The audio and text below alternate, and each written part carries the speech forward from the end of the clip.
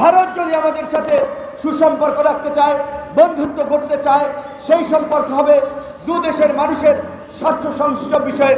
আছে বাংলাদেশ এবং ভারতের যে 54টি অভিন্ন নদী, সেই 54টি অভিন্ন নদীর পানি বাংলাদেশ পশ্চিমকালেও পায় নাই। কাজে আমরা এই অন্তর্বর্তীকালীন সরকারকে বলবো, প্রয়োজনে আন্তর্জাতিক আদালত থেকে শুরু করে জাতিসংঘের দ্বারস্থ হন, কিন্তু আমাদের 54 অভিন্ন নদীর ন্যায্য হিস্সা তিস্তা চুক্তি আমাদেরকে বাস্তবায়ন করতে হবে। আমরা ইউনূস সরকারকে অনুরোধ জানাবো, ভারত যদি তিস্তা চুক্তিতে সায় না দেয়, প্রয়োজনে চীনকে নিয়ে আপনারা তিস্তা মহাপরিকল্পনা বাস্তবায়ন করেন। ভারতীয় আগ্রাসনের ষড়যন্ত্র চলছে, আধিপত্যবাদীদের ষড়যন্ত্র চলছে। আজকে বাংলাদেশের যে সংকট তৈরি হয়েছে, বিশেষ করে শেখ হাসিনার পতন পরবর্তী ভারতের সাথে যে বাংলাদেশের সংকট, আমরা মনে করি যে সেই সংকটের জন্য দায়ী ভারত।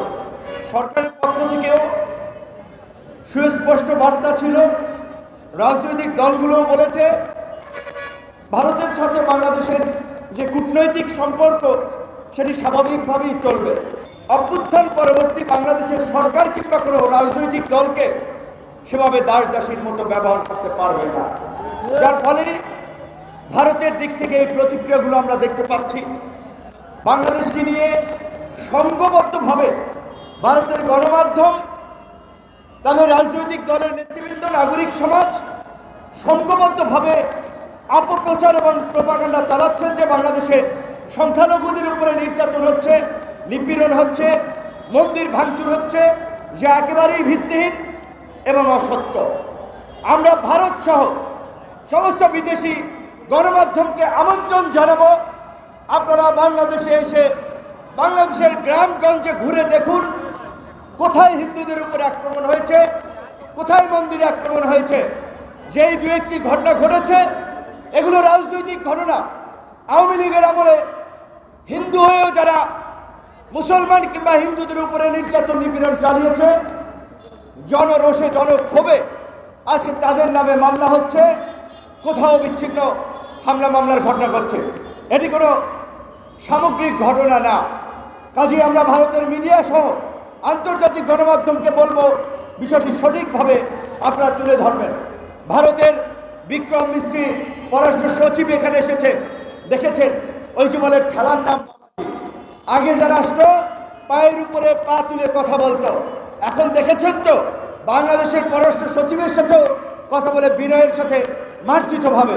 কাজে আপনি যদি মাথা উঁচু করে দাঁড়ান, আপনার প্রতিপক্ষ সেভাবেই আপনাকে সম্মান করবে।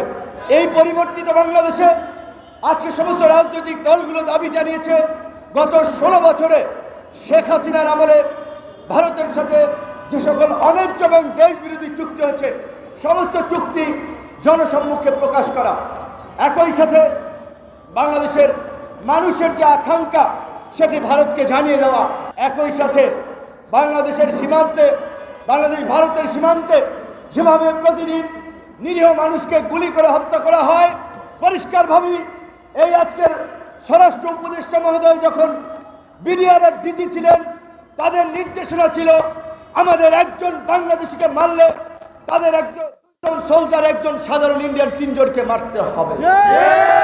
আমরা আজকে বিডিআরকে এই কথাই স্মরণ করে দিতে চাই, সীমান্তে একজন বাংলাদেশি লাশ পারলে আপনারা পাল্টা 2টো লাশ ফালাবেন। আমরা শান্তিপূর্ণ জাতি, আমরা শান্তিপ্রিয় মানুষ, আমরা যুদ্ধ বিগ্রহ চাই না।